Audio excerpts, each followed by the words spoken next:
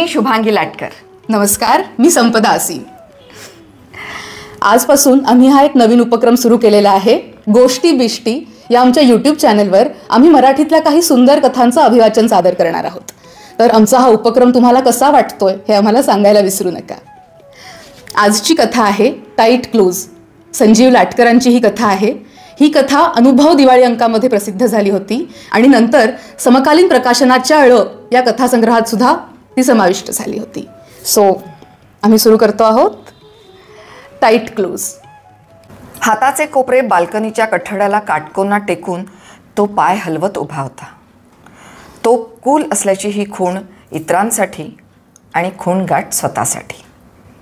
कदाचित तिला डिवचावं असाही त्याचा हेतू असू शकतो आणि ती का डिवचली जाणार नाही. ती आत बेडरूममध्ये घर कायमचं सोडण्याच्या दृष्टीने बॅगा भरते आहे. बॅग भरता भरता हुंदके देते कमी अधिक आणि हा जणू शॉट लावून सहज म्हणून सिगरेट शिलगवण्यासाठी बाहेर आल्यासारखा बाल्कनीत पाय हलवत. चेहऱ्यावरची रेषासुद्धा हलायला तयार नाही. भांडण हे फक्त सत्तेसाठी आणि सत्तेभोवतीच होतं असं त्याचं ठाम मत आहे. ड्रामा फॅमिलीवाला असो की सोशल, संघर्ष उद्भवतो तो सत्ता राखण्याच्या व मिळवण्याच्या अत्यंतिक आग्रहापोटी. फॅमिलीवाला ड्रामा असेल तर तो इमोशनल होतो. सोशल असेल तर ॲक्शन येते. दशरथ कैकेयीमधला ड्रामा फॅमिली आणि इमोशनलच होता. पण कैकेयी भांडली कशासाठी? सत्तेसाठीच ना. तो खुशालून विरुद्ध पाय हलवू लागला. सत्तेचं शिक्कामोर्तब म्हणजे पुरुषाच्या दृष्टीने सेक्स, आणि म्हणूनच मग पुन्हा पुन्हा परस्परांचे शिक्के तपासणं, किंवा म्हणतात ना खुंटी हलवून बळकट करणं का काय ते. आपण गेले महिनाभर का भांडतोय तिच्याशी किंवा ती आपल्याशी? भांडणाची सुरुवात आणि लॉजिकचा शेवट एकाच पॉइंटला होतो आणि तरीही भांडण हे शेवटपर्यंत लॉजिकलच वाटत राहतं आपल्याला.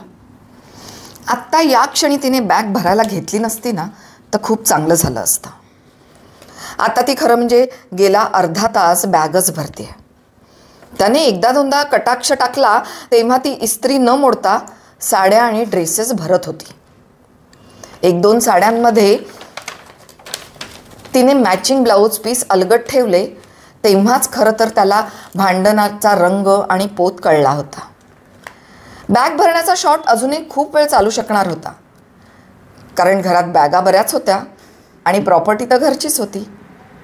आत्ताच्या प्रसंगाचं स्क्रिप्ट लिहून घेताना आणि दिग्दर्शन करताना आपण नायिकेला इतक्या सावकाश बॅगा भरूच दिल्या नसत्या. तिचा उद्वेग व्यक्त होताना एकतर तिने कपड्यांचे बोळे करून भरणंच योग्य आहे. ती बॅग भरते म्हटल्यानंतर समोरच्या प्रेक्षकाला वाईट तर वाटलं पाहिजे. हे काय हनीमूनला निघाल्यासारखं इस्त्रीचे कपडे मॅचिंग शोधत एकावर एक कपडे नीट रचून ठेवणं. घर सोडते म्हणजे काय तर ती बसलेल्या संसाराची घडी रागारागाने मोडतीये. सगळ्या आयुष्याचा बोळा झाल्यासारखा वाटला पाहिजे. तिने नेलपेंटसुद्धा शेड्सच्या चढत्या भाजणीनुसार लावलेल्या पाहताना त्याला गंमतच वाटली. आता या सगळ्याचा अर्थ असा मुळीच नव्हे की ती घर सोडणारच नाही. सोडू शकते, पण खरं म्हणजे बॅग भरण्यापर्यंत प्रकरण गेलंच नव्हतं. आता काल काही वाह्यात मित्रांबरोबर रात्री उशिरापर्यंत बसलो. आपलं बसणं म्हणजे पिणं तिला अजिबातच आवडत नाही. खरं तर आपण बसतोच कुठे फार. खिशात पैसेच नसतात पिण्याबिण्याचे शौक करण्या एवढे. वर्षातून एखाद दुसरा प्रोजेक्ट मिळाला तर मिळाला. या डेली सोप काय येतात आणि अंघोळ करता करता निसटून जाणाऱ्या साबणासारखे निघूनही जातात. तुमच्या मालकीचं असं काहीच नसतं, अगदी तुमच्या कॅरेक्टर्स सुद्धा. आता हिचं अशा पद्धतीनं बॅग भरणं मी भले मान्य केलं नसतं, पण लोकांचं विचाराल तर त्यांना हेच आवडतं. मी गॅरंटीने सांगतो. मुद्दा असा की तसे मी बऱ्यापैकी पैसे कमावतो, पण त्याची गॅरंटी नाही आणि एखाद वर्ष अगदीच पूर्णपणे बिनकामाचंही जाऊ शकतं. आणि गेली 1-2 वर्ष तरी मी आता हेच भोगतोय. आता 4 सिरियल्सचे पायलट आणि पहिले 25 एक भाग माझे आहेत बरं. माझे मित्र मला गमतीने पायलट डिरेक्टर म्हणतात. सिरियलने एकदा पकड घेतली की सत्ता माझ्याकडून प्रोड्युसर किंवा चॅनलच्या हातात जाते आणि या दोघांच्या तावडीतून सुखरूप बचावलोच तर हिरोईन्स गोळ टाकून बसलेल्याच असतात. साला, या जगात टॅलेंटला काहीच किंमत नाही असं वाक्य मी वैतागून म्हणेन. असं जर तुम्हाला वाटत असेल तर ते चूक आहे. कारण टॅलेंट ही खूप सब्जेक्टिव्ह टर्म आहे.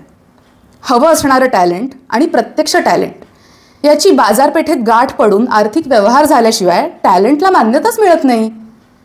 आणि नाहीतरी टॅलेंट 2 वर्षे घरी बसलंच तरी कोणाचं काय बिघडतं. असो, आता पुन्हा कालच्या शॉटकडे येऊया. मेन फ्रेममध्ये ती आणि मी. ती खूप आणि कचा भांडते. कारण काय तर मी पिऊन आलो आहे. आता तारतम्य दाखवायचं म्हटलंच तर मी आज जवळपास 1 महिन्यानंतर बसलो. मी, परब आणि दाते. परबला आम्ही म्हणतो की तुझ्या आडनावातला र काय सायलेंट आहे की काय, नावच पब. गंमत म्हणजे त्यालाच रचा उच्चार फारसा स्पष्ट करता येत नाही. प काहीसा लांबवून रला तो बायपास घेतो आणि थेट बवर उडी टाकतो. स्वतःच्याच तोंडाने आडनाव सांगतो, पब. पिऊन तो इतका खुश झालाय की कॅमेरा आता त्याला पेलवत नाही. माझा फेवरेट कॅमेरामन होता तो. खरं टॅलेंट. पण हल्ली अगदी 3-4 पेगमध्ये रोजच्या रोज विझून जातो. पबला आता कोणीच काम देत नाही. दाते रायटर आहे, पक्का कमर्शियल. उगाच स्वतःची फार पाजळायची नाही. प्रोड्युसर, डिरेक्टर, नायक, नायिका, चॅनेलचे EPs सगळ्यांपुढे तो मान तुकवून तयारच असतो. त्याने ओरिजिनल लिहिलं असतं तर तो कुठच्या कुठे गेला असता असं पबचं मत आहे. मला दातेमध्ये स्पार्क दिसतो, स्मार्टनेसही दिसतो, पण ओरिजिनॅलिटीची पूर्ण बोंब आहे. कालच्या पार्टीचे पैसे त्यानेच भरले होते. स्वस्तातली विस्की आणि चणे दारूच्या पुढे जे काही असतं ते केवळ निमित्त. दारूच्या मागे काय आहे ते महत्त्वाचं. काल रात्री आम्ही काय बोललो हे तपशिलाने सांगणं खरंच अवघड आहे. बसण्याचं महत्त्व बेतास बेत. घरात बसून जाम उबलो की रिअफर्मिंग मायसेल्फ लागतंच ना. पण हिच्या दृष्टीने दारू पितो तो दारुडा. महिन्यातून जेमतेम एकदा बसणाऱ्या, तेही दुसऱ्याच्या खर्चाने, माणसाला दारुडा म्हटलं तर चालेल का? मी दारू पिण्याची जणू काही वाट पाहतोय असं तिला वाटतं. म्हणजे बघा, मी दारू पितो म्हणजे मी वाईट, अनैतिक, असंस्कृत. आणि ती दारू पिण्याला विरोध करते म्हणून ती चांगली, सुसंस्कृत, नैतिक वगैरे वगैरे. दारूच्या मुद्द्यावरून ती मला सत्याच्युत करणार आणि ती स्वतः सत्ता मिळवणार. आलं ना लक्षात? रात्री उशिरा आल्यावर मी माझं जेवण गरम करून घेतलं. ती केस आणि डोळे विस्फारून समोर धुसफुसत बसलेली. मी जेवून शांतपणे उठलो. सवयीप्रमाणे डिश आणि बाऊल उचललं. सिंकमध्ये दोन्ही घासायला घेतलं. ती माझ्या प्रत्येक हालचालीकडे रोखून बघत होती. मी कॉन्शियस झालो की साबण जरा जास्तच गुळगुळीत झाला, कोणाच ठाऊक. पण 6च्या सेटमधला तो बाऊल माझ्या हातून निसटला. चुकार वासासारखा निथळत्या सिंकमध्ये टणाटण उडाला आणि शेवटी फुटला. काहीही फुटल्यानंतर उमटणारे प्रतिध्वनी आणि त्यानंतरचा सुन्न इफेक्ट खूप प्रभावी असतो. सीन अधिक टेन्स करण्यासाठी त्याचा उपयोग आम्ही दिग्दर्शक वारंवार करतो. मी सुन्नपणा पूर्णपणे अनुभवाच्या आतच ती ओरडली. छान, चांगलं चाललंय. बाहेर दारू ढोसून घरात यायचं आणि भांडी फोडायची. मी आणते कमवून आणि तुम्ही वस्तू फोडून टाका ना. ती डिश तरी कशाला ठेवली आहे, तीही फोडून टाका ना. इथे तिचा शॉर्टकट. आता OS shot, over the shoulder, म्हणजे तिचे पाठमोरे खांदे दिसतात आणि पलीकडे सिंकपाशी मी, एकदम कूल. खरं म्हणजे तिच्या संवादाचा शॉट संपून पुढचा शॉट बेडरूममध्ये घेतला असता मी पायावर पाय टाकून एक हात कपाळावर ठेवून उताणा, तीही तशीच. दोघेही आढ्याकडे पाहतोय. मध्ये स्लो पंखा. पंख्याची पाती दोघांच्या चेहऱ्यावरून फिरल्यासारखी. हा ट्रॉली शॉट म्हणून हिट जाईल काय, पण सरळ जाणाऱ्या स्क्रिप्टमध्ये चॅलेंज ते काय. मी तिच्यासमोर काचेची डिश दोन्ही बोटांच्या चिमटीत अलगद धरली. मंद हसलो. ते हसू खलनायकी नव्हतं, खिन्न होतं. खिन्न हास्य कायम ठेवत मी चिमूट सोडून दिली. पुन्हा आवाज आणि त्यानंतरची सुन्न शांतता. मी काचा चुकवत आणि महत्त्वाचं म्हणजे तोल सांभाळत किचनमधून बाहेर पडलो आणि थेट बेडवर आडवा झालो. सकाळपासून शब्द बरेच बोलून झालेत, पण ते मूळ कथानकाला फारसं पुढे नेणारे नाही आहेत. क्लायमॅक्स महत्त्वाचा. ती म्हणाली, इतका स्वाभिमान असेल तर स्वतःचं स्वतः कमवतो पुरुष, बाईच्या जीवावर नाही जगत. आता इथे अँटी क्लायमॅक्स करता आला असता. बाईने पुरुषाचा पाणउतारा केल्यानंतर त्याचा चेहरा पडत गेला असता. ती बोल बोल बोलतोय, तो ऐक ऐक ऐकतोय. ट्रॉली शॉट गोल गोल फिरतोय. बॅकग्राऊंडला म्युझिक टेन्स झालंय आणि एका असह्य क्षणी त्याचा हात उठतो. तो थोबाडीत मारतो तिच्या. ती मारलेल्या भागावर हात झाकून डोळे विस्फारून बघत राहते त्याच्याकडे, अविश्वासाने, वेदनेने. मग तरातरा आत जाऊन बॅग भरायला लागते. बरोबर ना? पण इथे तसं काहीच घडलं नाही. कारण एकतर मी कुल प्राणी आहे.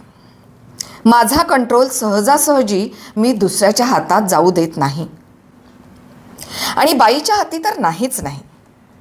मी तिला म्हटलं, मी तुझ्या जीवावर जगत नाही. तू मला महिन्याला 15,000 रुपये खर्चाला देतेस ते वास्तविक माझ्या हक्काचे आहेत. स्क्रिप्टच्या बाहेरचं वाक्य आलं की ती बावचळते. तशी ती त्याही अवस्थेत बावचळली. काय ते कसं? असं तिच्या तोंडून अस्फुटपणे निघून गेलं. मी म्हटलं, जागा माझी आहे. तुझ्या जागी मी एखादा पेइंग गेस्ट जरी ठेवला असता ना, तरी तेवढं भाडं मला सहज मिळालं असतं. त्यानंतर, ठेवा तर मग एखादा पेइंग गेस्ट, असं म्हणून पाय आपटत ती बॅग भरायला निघून गेली. ती खूप म्हणजे खूप टी व्ही बघते. बँकेतून आली की कुकर आणि टीव्ही एकदमच लागतो. रात्री उशिरा आत कुकर निथळत पडलेला असतो, पण टी व्ही काही थांबत नाही. टी व्ही चॅनल्सच्या वेगवेगळ्या मालिकांमधले निवडक भाग, त्यातली विशिष्ट वाक्य, विशिष्ट हावभाव तिला खूप आवडतात. भांगात सिंदूर भरण्याची रीत ना तिच्या खानदानात आहे ना माझ्या, पण मोठं कुंकू लावून भांगात सिंदूर भरून ती देवळात निघाल्यासारखी रोज जाते बँकेत. आम्हाला मूल नाही. मी म्हणतो, ठीक आहे ना, नाही तर नाही, पण तिला नाही पटत.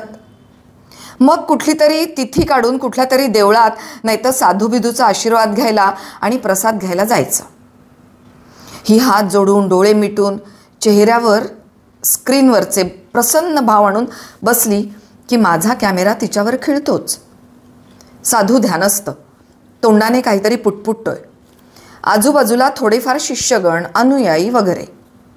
क्यों बेटी, संतान की खुशी के लिए आई हो ना? हिच्या चेहऱ्यावर प्रचंड आश्चर्य, श्रद्धेचा पूर, डोळ्यातून कृतज्ञतेच्या, आनंदाच्या धारा. मग तिचा माझ्याकडे भावुक कटाक्ष. बघितलं, स्वामीजींनी अंतर्ज्ञानाने कसं ओळखलं, असे साधारण भाव. आता ना मला या सीनचा खूप कंटाळा आला आहे. आत्तापर्यंत 7-8 वेळा तरी मी हा सीन अनुभवला आहे. दुसरं म्हणजे आम्हाला संततीविषयक समस्या असावी असा तर्क रोज 100-150 भक्तगण हाताळणारा स्वामी सहज बांधू शकतो. सवयीने मी सुद्धा नक्की बांधू शकेन. आता आम्हाला मूल नाही, ते सुद्धा सगळं कॅमेऱ्यातून बरं का. आम्ही कुठेही गेलो, हिने वाकून नमस्कार केला आणि त्यांनी अष्टपुत्रा सौभाग्यवती भव असा आशीर्वाद दिला की हिचे डोळे लगेच डबडबतात. कुठे पाहिलं आठवत नाही, पण हा सीन नक्की कुठेतरी झाल्यासारखा वाटतोय. तर मघाचा मुद्दा असा की तिने बॅग भरायला घेतली, यात तिने 2 पावलं जास्तच पुढे जाण्याची जोखीम घेतली. समजा मी तिला नाही रोखलं तर कुठे जाणार आहे ती? स्टेजवरची अभिनेत्री भरलेली बॅग घेऊन फक्त विंगेत जाते, टी व्हीवरची फक्त कॅमेऱ्याच्या बाहेर जाते. ही काय करणार आहे एवढ्या मोठ्या 3-4 बॅगांचं? माणसाकडे स्वतःचं असं ओरिजिनल स्क्रिप्ट पाहिजे, नाहीतर गोची होते. आत्ता हिची झाली आहे ना तशी. मी चहा करून घेतलाय आणि तिचा ओट्यावर बनवून ठेवलाय. ती पिणार नाही आहे हे मला माहिती आहे. तो चहा म्हणजे एक ट्रॅप आहे. मी नेहमीसारखाच कूल आहे हे दाखवण्यासाठी तो चहाचा कप.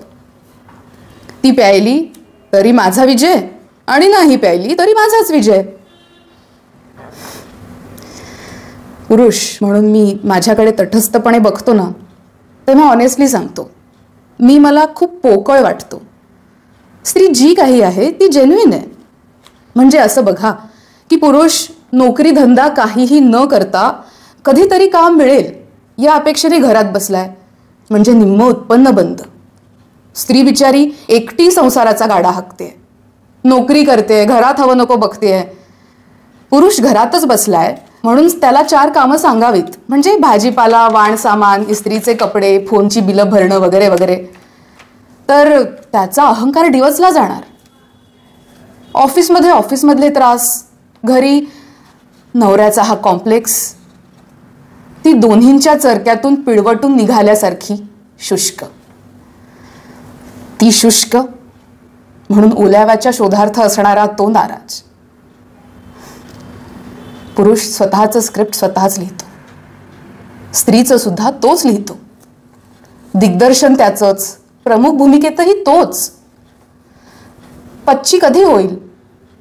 तिने तिचं स्क्रिप्ट लिहायला घेतलं की, दिग्दर्शन तिच्याकडे गेलं की, प्रमुख भूमिकाही तिच्याकडे गेली की. तिला हे माहिती आहे बहुधा, आणि म्हणूनच ती पुरुष लिखित दिग्दर्शित स्क्रिप्टप्रमाणे करते का.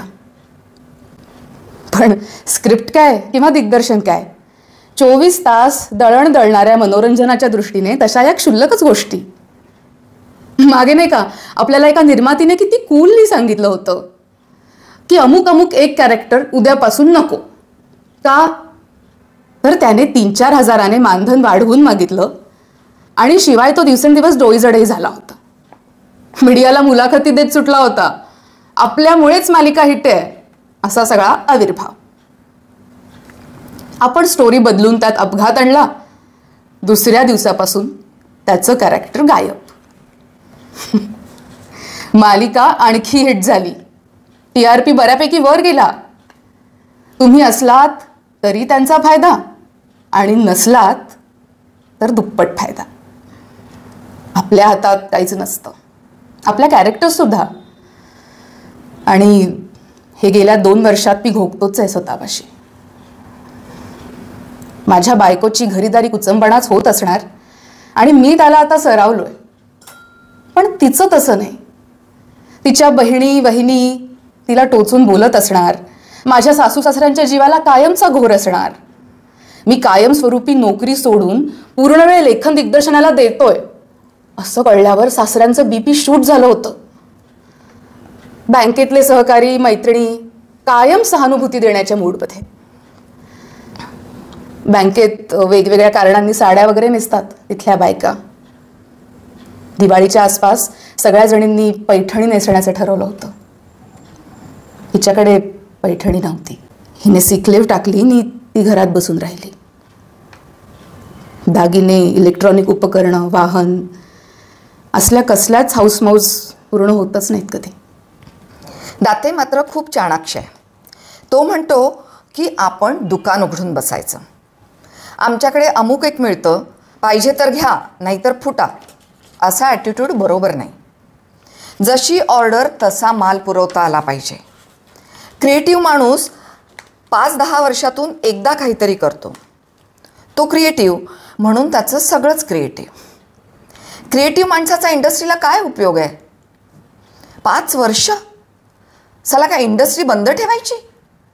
दातेच्या प्रश्नावर ना माझ्याकडे उत्तर होतं ना पपकडे. दुसरं म्हणजे दाते लेखन करतो. एक सीन तो 25 वेळा लिहू शकतो. सर्व्हायवलच्या चिंतेने माणूस किती फ्लेक्सिबल होतो याचं उदाहरण म्हणजे दाते. दाते कसला? दात नसलेला दाते, कवळीच नुसता. मी नाही लिहू शकत एक सीन 25 वेळा. माझी प्रतिभा निर्विवाद नसेलही, सर्वश्रेष्ठ नसेल, पण मी जे काही लिहितो ना ते माझ्या जगण्याचाच एक भाग होऊन जातं. त्या अर्थाने मी अस्सलवादी माणूस आहे. दातेला लेखक बिखक होण्याची अजिबात इच्छा नाही, महत्वाकांक्षाच नाही. तरीही लौकिक अर्थाने तो यशस्वीच म्हणायचा. एकेका वेळी 2-3 सिरियल्स चालू आहेत त्याच्या. पैसे मिळतात हे महत्त्वाचं. मुख्य म्हणजे बायको नोकरी करत नसूनही दातेचं बरंच चाललंय. दर 3 एक जण पैसे बुडवतो या क्षेत्रात, तरीही दाते तरंगतोय. पट्टीच्या पोहणाऱ्यांपेक्षा तरंगणारे हवेत आज मार्केटला. पोहणारा पुढे निघून जातो, तरंगणारा आहे तिथेच थांबतो. सगळेच तरंगणारे असले की सगळ्यांची मोठ चांगली मानता येते. क्रिएटिव्ह माणूस मार्केटपेक्षा खूप लांब जाऊन उभं राहणार असेल तर काय उपयोग आहे त्याचा? क्रिएटिव्हिटी हवी, पण ती मार्केटच्या अधीन. इथे एखादा रेप सीन टाकता येईल का असं निर्मात्याने विचारल्यानंतरही तुम्हाला कूल राहता आलं पाहिजे. आणि आपल्या बापाचं काय जात आहे, रेप तर रेप असं म्हणून काम फत्ते करता आलं पाहिजे. दातेसारखं. रेप हे जरा टोकाचं उदाहरण झालं. एका कथानकात कलाटणी, धक्कातंत्र, ड्रामा करण्याच्या नादात नवनिर्माती मोठ्या हुद्द्यावरच्या सरकारी अधिकाऱ्याची दुसरी पत्नी.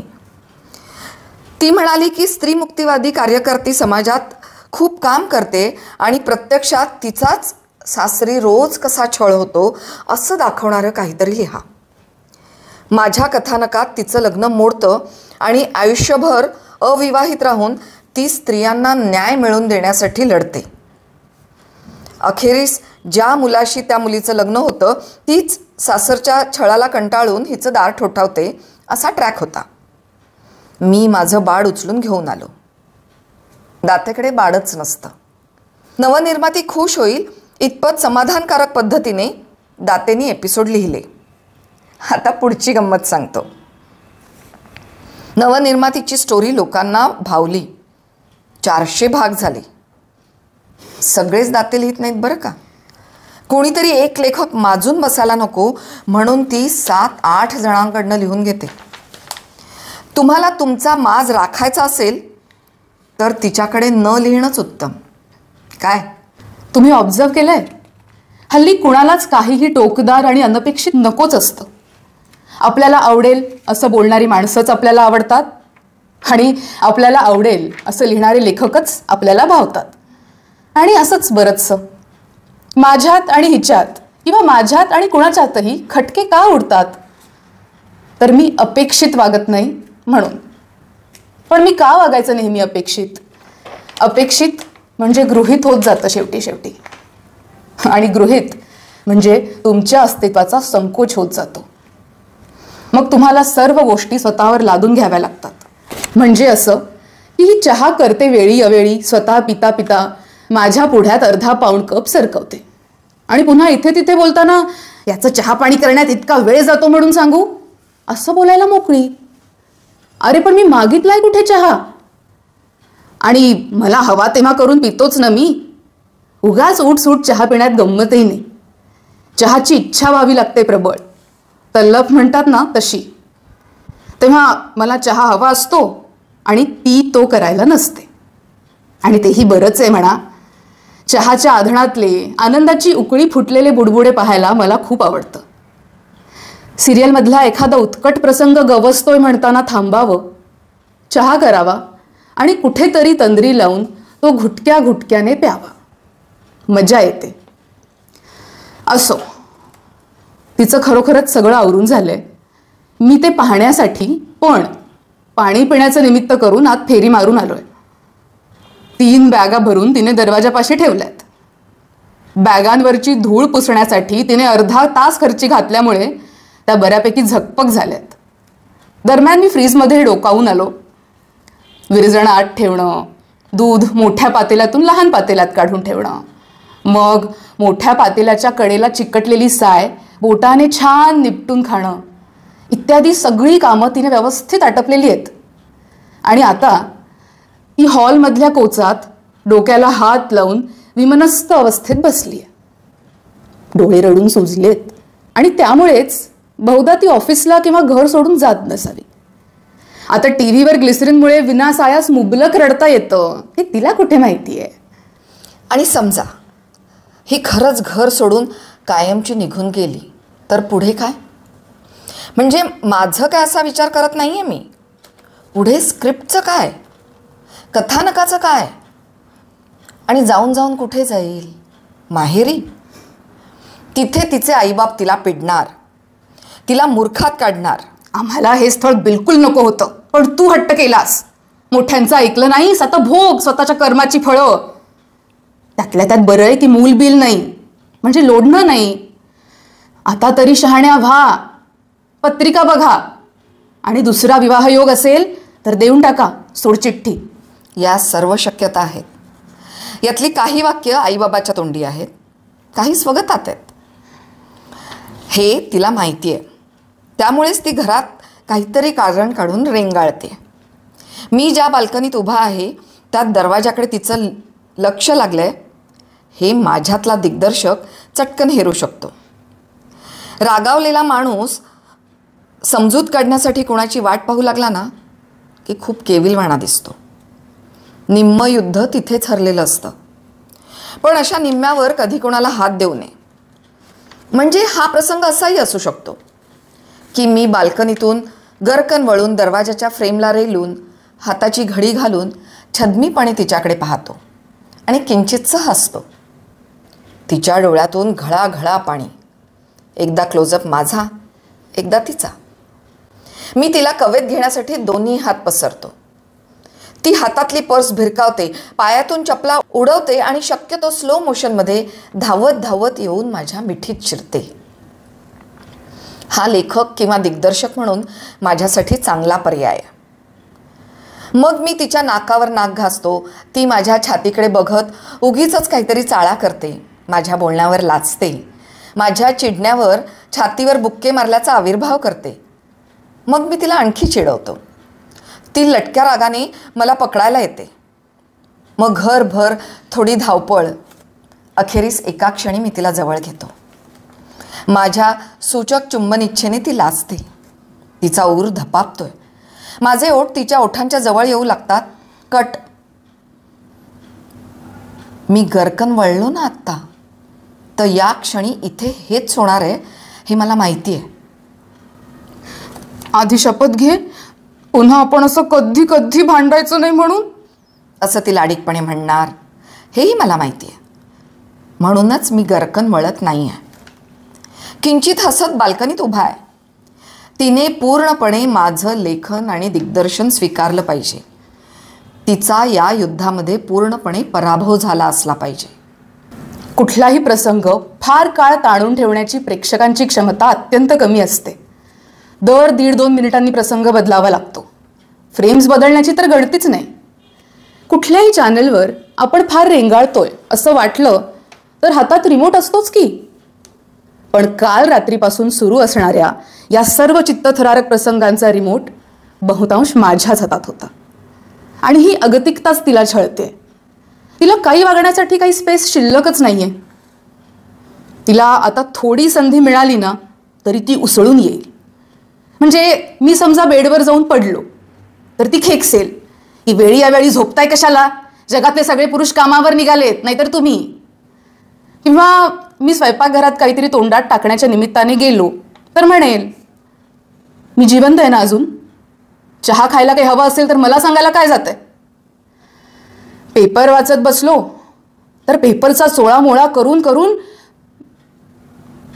पुढे काय, कुशीत शिरेल.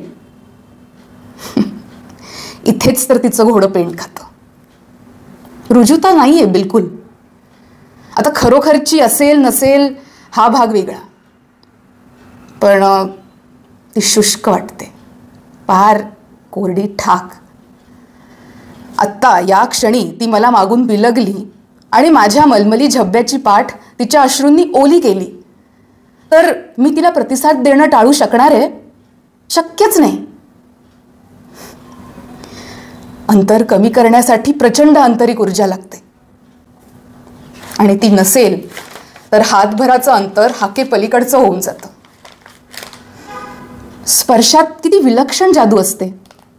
माझ्या हातात स्क्रिप्ट असतं तर मी तिला एकतर पाठीमागून बिलगायला लावलं असतं किंवा नुसती डोळ्यांची भाषा वापरून त्यांना एकत्र आणलं असतं. टाईट क्लोजमध्ये तिचे माझ्याकडे रोखून बघणारे टप्पोरे डोळे थोडे तरी पाणावले असते. तर आता माझ्या टाईट क्लोजची कल्पना करा. जगात विशेषतः नात्या बित्यांच्या विश्वात प्रामाणिकपणाची शक्ती निर्विवाद असते. वर्षानुवर्ष एकत्र राहणारे स्त्री पुरुष नाही फसवू शकत एकमेकांना. आणि म्हणूनच या क्षणी तिचं शरण येणं अधोरेखित करण्यापेक्षाही दोघांचं पुनर्मिलन मी महत्त्वाचं केलं असतं. खरं तर या क्षणी मोगऱ्याची टप्पोरी फुलं तिच्यावर उधळावीत किंवा हिरवा कंच पानांसह खुडलेला चाफा तिच्या ओंजळीत अलगट टाकावा आणि त्यानंतरचं तिचं हरखून जाणं. पण तिला चाफा दिलाच तर कसा, म्हणजे किती रुपयांना मिळाला असं ती विचारू शकते.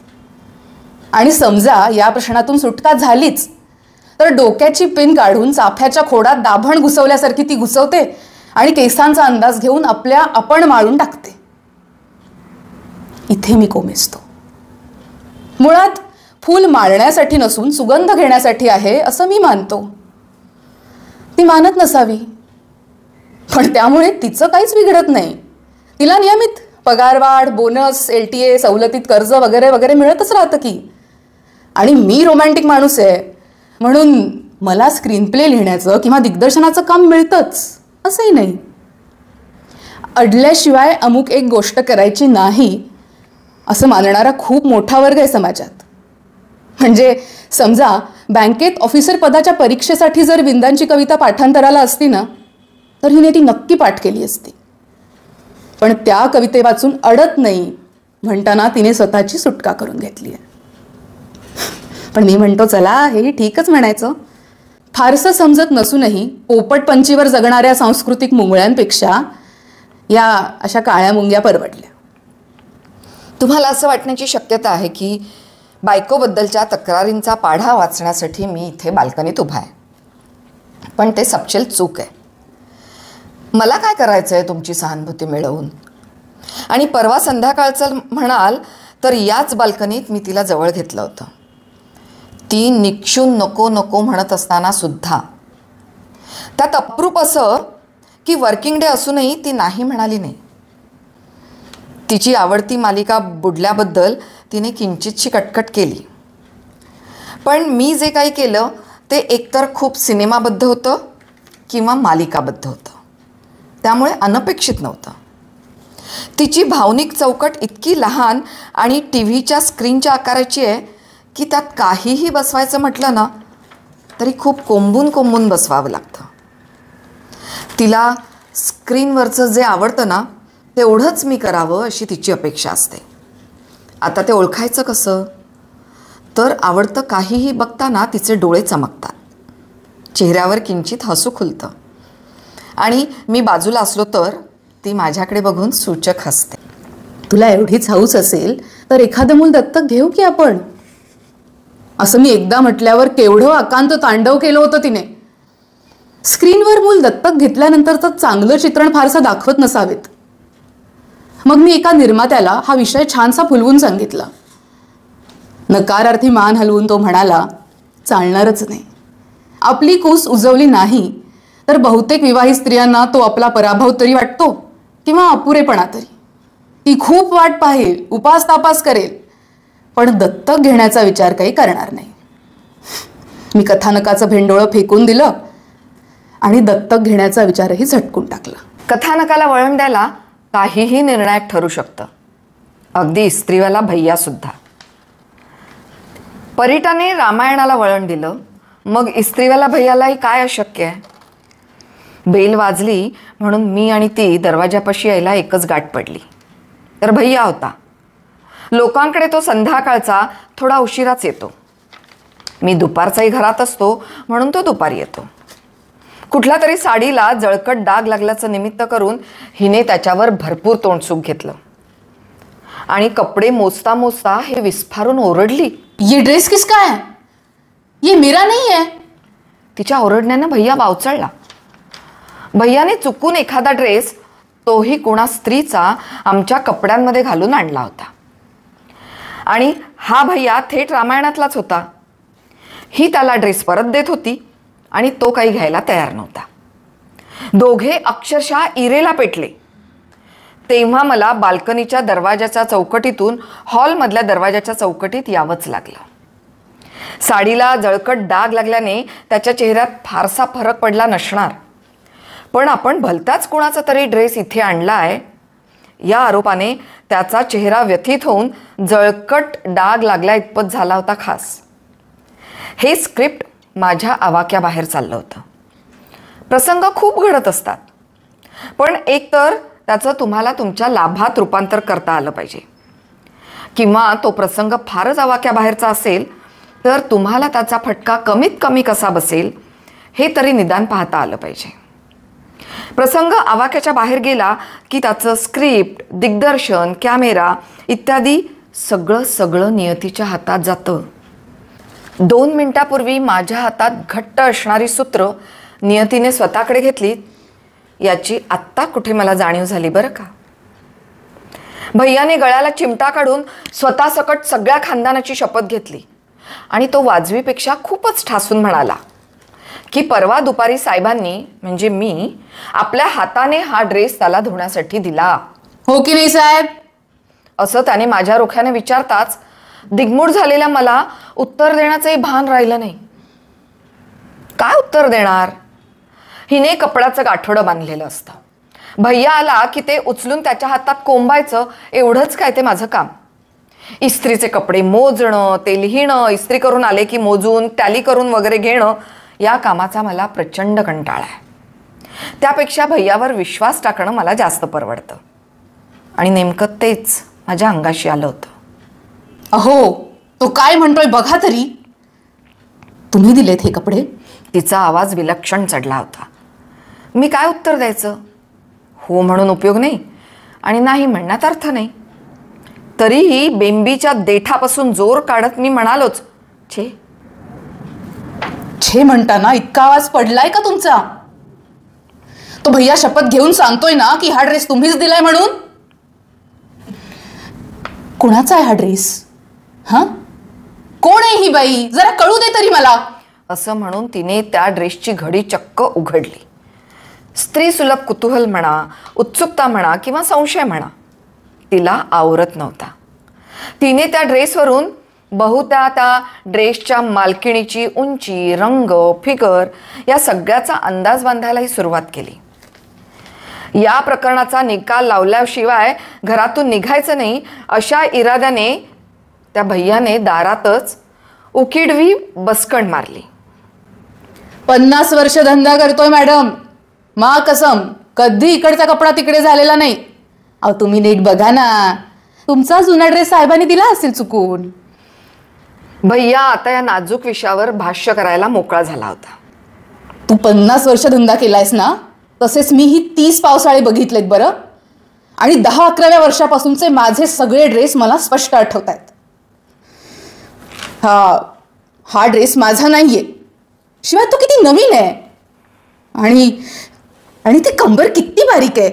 हे ती असूयेने म्हणाली की त्राग्याने, हे समजायला वाव नव्हता. तरीही मी तिरपा कटाक्ष टाकून पाहिलंच. कंबर छानच होते. का कुणास ठाऊक, पण मला हा ड्रेस थोडा ओळखीचा वाटला. कुठेतरी पाहिल्यासारखा वाटतोय हा ड्रेस. कुणाच्या अंगावर बरं? असं म्हणून तिने बारीक केलेले डोळे बराच काळ तसेच होते. माझ्या छातीची धडधड उगीचच वाढली. मी मनातल्या मनात प्रार्थना करत होतो की हा ड्रेस ओळखीपैकी कोणाचाच नसो, भैयाला उपरती होऊन तो हा ड्रेस परत घेऊन जाऊ. पण म्हणतात ना, एकदा कम्युनिकेशन तुटलं की सगळे फोन डेड होतात. तसंच माझ्याही प्रार्थनेचं झालं. भैयाने कथानकाला दिलेलं वळण सरळ होण्याची कुठलीही लक्षणं एकतर दिसत नव्हती. भरीला अनेक वेड्यावाकड्या वळणांची भर पडायला लागली. परिस्थितीवरचं माझं नियंत्रण सुटण्यासाठी सरदेसायांची ज्योती दारातच उभं राहून आश्चर्याने ओरडलीच. अय्या, माझा ड्रेस! आपला ड्रेस भलत्याच कोणा स्त्रीच्या हातात असल्याचं बघून एखादी तरुणी ज्या वेगाने झेप घेईल त्याच वेगाने ज्योती तीरासारखी धावली. बायकोने तो ड्रेस झरकन मागे नेला. ज्योतीचा नाईलाज झाला. आता तो ड्रेस घ्यायचा तर शारीरिक झटापट झाली असती. काहीतरी नाट्यमय घडल्याचं बघून उकिडवा भैया उठून उभा राहिला. बायको वैतागून ज्योतीला म्हणाली, तुझा ड्रेस आमच्याकडे कसा काय ग आला? क्यों भैया? बायको आता अधिक एम्पॉवर झाली होती. म्हणजे असं की ती एकाच वेळी तिघांना प्रश्न विचारू शकत होती. जितक्या अधिक लोकांना तुम्ही प्रश्न विचारता, स्पष्टीकरण विचारू शकता, तितके तुम्ही अधिक एम्पॉवर्ड, असा आपला माझा हिशोब. माझ्यापर्यंत हे प्रकरण येऊन शेकणार हे ज्योतीला दारात उभी राहिलेली पाहून मला स्पष्टच जाणवलं. ज्योती ही आमच्या इमारतीत पहिल्या मजल्यावर राहणाऱ्या सरदेसायांची स्मार्ट चुणचुणीत मुलगी. तिला अभिनेत्री व्हायचं आहे. मी लिहिलेल्या किंवा दिग्दर्शित केलेल्या TV मालिकांच्या पेनड्राईव्ह न्यायला किंवा परत द्यायला ती क्वचित येते. मी कुठेतरी शब्द टाकावा जेणेकरून तिला छोटासा का होईना असा रोल मिळेल, असं ज्योतीने तिच्या उत्साही आईनेही मला सुचवून पाहिलं आहे. शब्द टाकायला खरं म्हणजे काहीच हरकत नाही. दातेला सांगितलं तर तो नाही म्हणणं शक्यच नाही. पण एकदा ती या क्षेत्रात आली ना तर माझी झाकली मूठ उघडेल ना. अजूनही लोकांच्या दृष्टीने मी एक नामवंत दिग्दर्शक आहे. मी शिफ्ट्समध्ये काम करत असल्यामुळे वेळी अवेळी घरी असतो इतकंच. आणि इतक्या छान मुलीने, ती खूप इनोसंट आहे, या क्षेत्रात येऊ नये असं मला अगदी मनापासून वाटतं.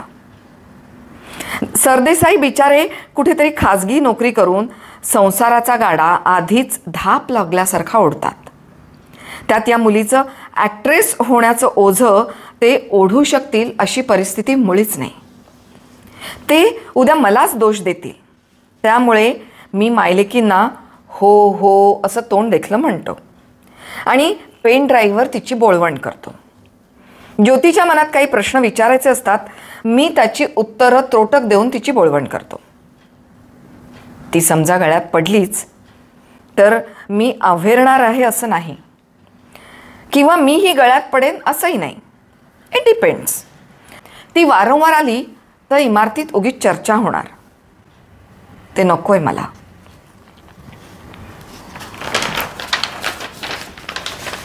आणि उद्या बायकोच्या कानावर काही बाही पडलं तर ती माझं जगणं असह्य करून सोडेल, हे आणखी एक कारण. आणि खरं सांगायचं तर स्त्री, मग ती लग्नाची असो वा बिनलग्नाची, फार बांधून ठेवते. विवाहबाह्य संबंधाच्या अनेक स्क्रिप्ट मी लिहिल्यात, काही दिग्दर्शित केल्यात. बघणाऱ्याला बरं वाटतं म्हणून उगीच दाखवायचं आणि प्रत्यक्ष हे सगळं करून निभवणाऱ्यापेक्षा या नाट्याचे प्रेक्षकच जास्त एन्जॉय करतात. आत्ताच बघा ना, मी पूर्णपणे टेन्शनमध्ये आहे आणि तो भैया एन्जॉय करतोय. नुसतं एन्जॉय करतोय असं नाही, तर छद्मीपणे हसतोय सुद्धा. आठवलं काका, मी परवा पेनड्राईव्ह द्यायला वर आले होते ना? ज्योतीने वाद पेटवलीच. मग काय झालं तेव्हा? माझ्याऐवजी हिनेच प्रतिसाद दिला. संशयग्रस्त आणि आक्रमक प्रतिसाद. तुम्हाला काहीच आठवत नाहीये का काका? ज्योतीने हसून विचारलं. मला ढिम्म काही आठवत नव्हतं.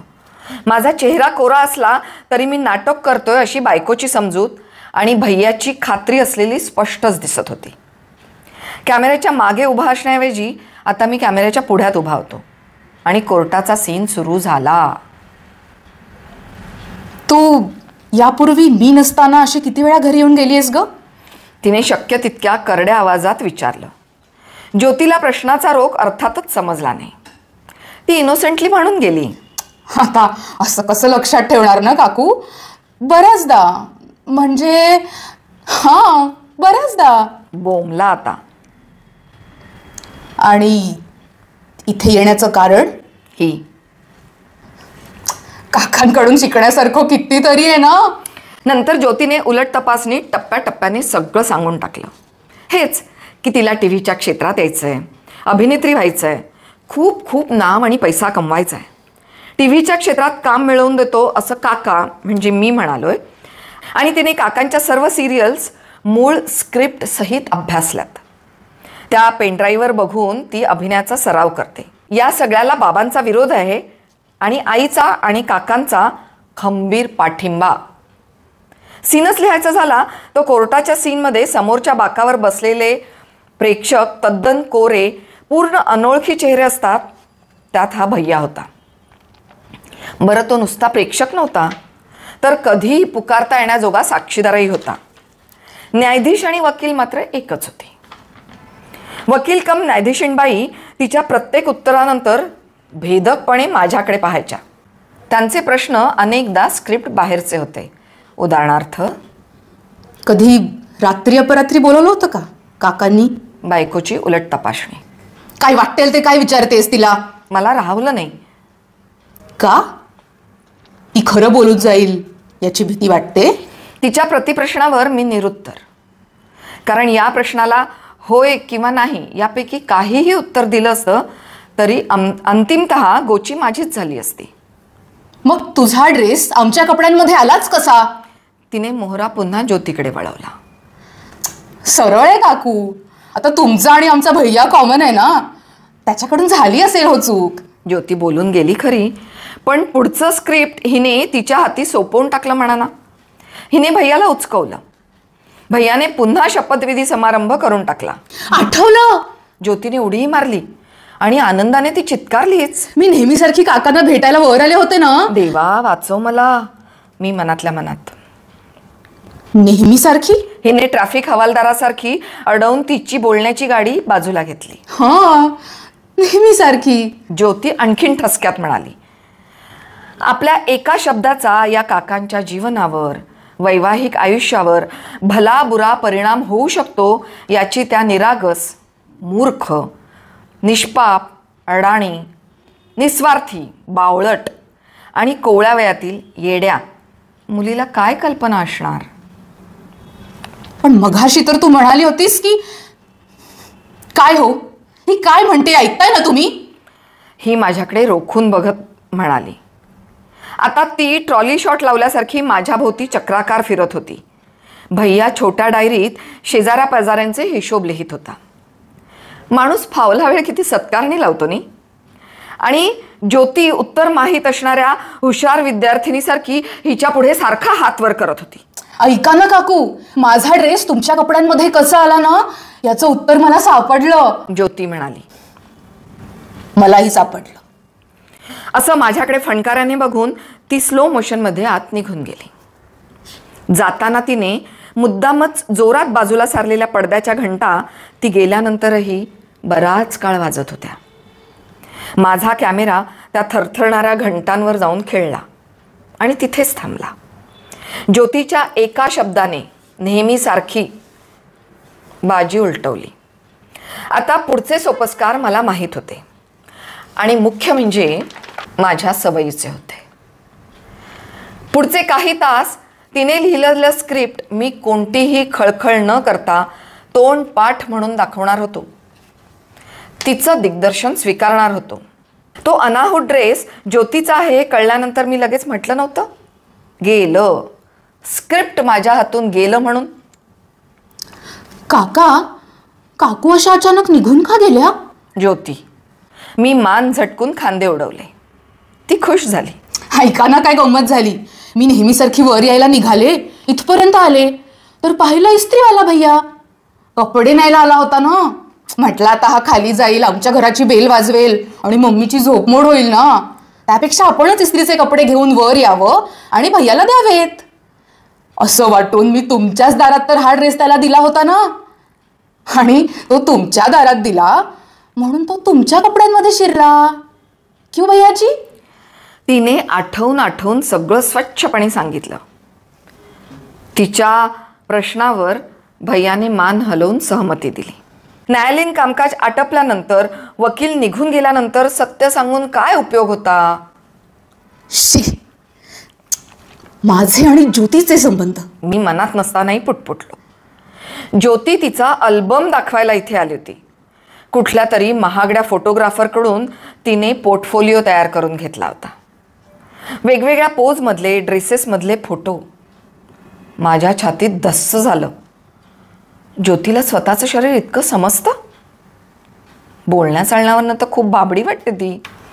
आई बाबांना दाखवलास? मी काळजीत पडून विचारलं. पप्पांना यात काहीच इंटरेस्ट नाहीये. आणि मम्मीचं म्हणाल तर ती स्वतःच आली होती ना मला फोटो सेशनला मदत करायला. मी त्या उदारमतवादी मम्मीला स्मरून अवाक झालो. तुम्हाला आवडले फोटो? तिने दोन्ही हात गुंफून झुलत विचारलं. मी 2-4 बरे फोटो पुन्हा पाहू लागलो. तुम्हाला आवडले असतील तर ठेवा ना तुमच्याकडेच. मी उद्या दुपारी येऊन मग घेऊन जाईन. तिच्या या प्रस्तावाने माझ्या छातीतला गोळा पोटात उतरला. वा, काय कल्पना आहे. टीपॉयवर हा अल्बम पडलाय. मी चहा पिता पिता एकेका घोटाबरोबर एक एक फोटो गळ्याखाली उतरवतोय. इतक्यात कब्बशी उचलायला म्हणून ती येते आणि नको नको नको. पाहिले? छान आहे, छान आलेत. मी तो अल्बम तिच्या हातात अक्षरशः कोंबला. काही फोटोजच्या कॉपी तुमच्याकडेच ठेवा ना काका.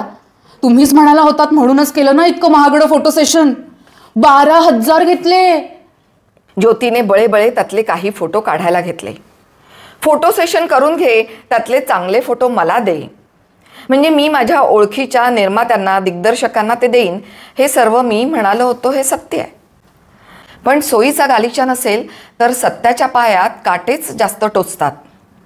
थोडक्यात काय तर सोय पाहूनच सत्य पुढे करावं हे मी अनुभवाने आत्ता कुठे शिकलो होतो. नको ग, उगाच हरवतील माझ्याकडून. त्यापेक्षा कोणी विचारलं तर मीच तुझ्याकडून मागवून घेईन. तिच्या हातात अल्बम कोंबून मी तिला जवळपास बाहेरच काढलं. उतरताना तिच्या हातात ड्रेस होता आणि भैयाच्या हातात अल्बम. उतरत्या प्रत्येक पायरीला एक एक फोटो. अशा पद्धतीने दोघेही जिना उतरू लागले. आत डोकावलं तर बेडच्या एका कोपऱ्याशी गुडघ्यात डोकं खुपसून ही बसलेली. बहुधा स्फुंदत असावी. ती घरात नसताना मी बिनबोभाट दुपारी तिपारी एका तरुण मुलीला नेहमी घरात बोलावतो या गृहितकावर आधारित बहुमजली घर बांधायला तिच्या मनातला संशय पुरेसा होता. डायनिंग टेबलच्या एका खुर्चीत बसूनही ती माझी वाट पाहू शकली असती. पण दुःखावेग जरा गडद प्रमाणात दाखवायचा असेल तर पलंगावर डोकं खुपसून बसण्याचा सीन जास्त उठावदार दिसतो. शिवाय बेडला अनेक संदर्भ असतात ना.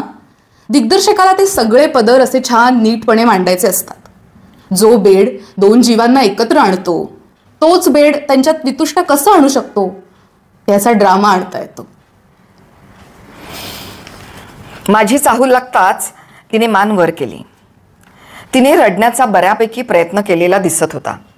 कारण नसताना माझा चेहरा अपराधासारखा झाला. तसा तो झाला नसताना तर मी खलनायकी वाटलो असतो. मी जवळ गेलो. तिने माझा उजवा हात स्वतःच्या डोक्यावर ठेवला आणि खूप भावुक होत विचारलं, माझी शपथ घेऊन सांगा तुम्ही तिच्या केसालाही हात नाही लावला म्हणून. तुझी शपथ, असं मी तात्काळ म्हणालो. आणि समजा केला असता तरीही मी तात्काळ हेच म्हणालो असतो. माणसाने पुढचा मागचा विचार न करता आधी शपथ घेऊन टाकावी. निम्मे पुरुष खोट्या शपथा घेतात. परवाच मी कुठेतरी वाचलं होतं. माझ्या शपथेवर तिने प्रश्नचिन्ह कोरलं. मी उरलेल्या निम्म्या पुरुषांपैकी आहे. मी तिच्या केसांवरून हात फिरवत म्हणालो, मी माझ्या मनासारखं नव्हतो वागत. माझं स्क्रिप्ट थोडं वेगळं होतं. मी म्हणालो असतो, तुला माझ्या आणि ज्योतीबद्दल संशय वाटतो हा तुझा प्रॉब्लेम आहे, तुझं तू बघ. किंवा मी शांतपणे लिहित बसलो असतो. किंवा असं म्हणूया की मी माझ्याकडे तसं बघतो, थोडं वेगळं, कॉमन बोलणं, कॉमन वागणं, कॉमन हसणं. खरं तर काहीच कॉमन मला आवडत नाही. तुझी शपथ घेऊन सांगतो, माझ्या आयुष्यात आजवर कुणीही परस्त्री आलेली नाही. हे वाक्य तिच्या शेजारी बसून म्हणताना मला विलक्षण कानकोंड झालं होतं. आम्हाला मूल असतं ना तर मी त्याचीही शपथ घेतली असती. तात्पर्य काय? शपथेचा फायदा आम्ही लोकांनी जेवढा उठवलाय ना तेवढा क्वचित कोणी उठवला असेल. ती आता बेडकडे आणि उशीकडे बघून हुंदके द्यायला लागली. या बेडचं, उशांचं पावित्र्य मी भंग तर केलं नाही ना, अशी शंका येणं क्रमप्राप्तच होतं. तेवढ्याचसाठी तर बेडचा शॉट लावतात ना. हे बघ, तुला तुला अशी शंका आली असेल की मी आणि ज्योतीने या बेडपर्यंत येण्याची मजल मारली आहे, तर तसं काहीच घडलेलं नाही आहे. आपल्या बेडरूमचं, आपल्या संपूर्ण घराचं पावित्र्य अबाधित आहे. चला, मी माझ्याच नकळत कॅमेऱ्यात अडकलो होतो, किंवा मी तिच्याबरोबरचा खेळ एन्जॉय करायला लागलो होतो बहुधा. तुम्हाला कसं कळलं माझ्या मनात काय चाललंय ते? तिने तिच्या लेखक दिग्दर्शक नवऱ्याला डोळे विस्फारून विचारलं. तुझ्या मनातलं मी नाही ओळखणार तर मग कोण ओळखणार? मी खरंच छान खेळत होतो. समजा आम्ही संवाद लिहिलेच नसते, कॅमेरेज लावलेच नसते, तर लोकांनी काय केलं असतं? नवऱ्याचा परस्त्रीबद्दलचा संशय व्यक्त करण्याची आज 1-2 नव्हे 50 स्क्रिप्ट उपलब्ध आहेत बाजारात. ती थोडी खुलली, रडता रडताच हसली आणि माझ्या कुशीत शिरली. ती शांत झोपली आहे असं बघून मी लुंगी गुंडाळली आणि उघडाबंब तसाच बाहेर आलो. घराघरांमध्ये TV चालू असण्या इतपत जाग होती. निम्मी घरं झोपलेली आणि निम्मी TVच्या कुशीत पेंगोळलेली. मी मनात म्हटलं, शेवटी दातेचाच विजय झाला. जे स्क्रिप्ट आपण कॉमन समजतो तेच सर्वाधिक पॉवरफुल ठरतं. आधी आपण त्रास यातना भोगत लिहायचं, क्रिएटिव्हिटीशी प्रामाणिक राहायचं, सर्व तडजोडी नाकारून टोकदार अभिव्यक्ती साधायची, काहीतरी छान हाताला लागल्याच्या आनंदात हरवून जायचं. पण लोकांना ते स्वीकारण्याचाही किती त्रास होतो. मेरिट किंवा क्रिएटिव्हिटीचं कुणाला काही पडलंय का? लोकांना टाइमपास हवा असतो. आपली बायको TV का बघते? कारण त्यावेळेत करण्यासारखं दुसरं काहीही सोपं सुटसुटीत नसतं म्हणून. लोकांना मान्य असतं तेच शेवटी खरं. पब म्हणतो, तुझ्या लिखाणाचं महत्त्व लोकांना आज नाहीये रे, पण उद्या तुझं लिखाण डोक्यावर घेऊन नाचतील सगळे. पब खरंही बोलत असेल कदाचित, पण मी आजच्यासाठी लिहितोय त्याचं काय? उद्याचं जगणं जगण्या इतके आपण मोठे नाही आणि आपण दातेपेक्षा फारसे वेगळेही नाही. हे मान्य करायला तरी काय हरकत आहे? त्याने मस्त आळोखे पिळोखे देऊन अंग ताणलं. एक छान स्टोरी चमकून गेली, थोडीशी त्याच्याच ट्रॅकला समांतर जाणारी. पती पत्नी और वो, एव्हरग्रीन मसाला. इथे फक्त एक फरक पडतो. पत्नी म्हणते की मी तुझी धर्मपत्नी आहे, दुसरी स्त्री माझं स्थान घेऊच शकत नाही, तू खुशाल तिला घरी आण. तो हबकून जातो. ती वो घरी येते, पण ती या पतिव्रतेच्याच प्रेमात पडते. आणि पुढे काय?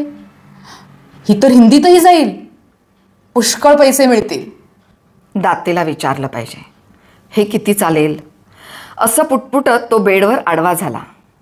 तिच्या कुशीत शिरला. आपल्या ओठांनी तिचं स्क्रिप्ट चुंबण्याचा चाळा त्याने सुरू केला.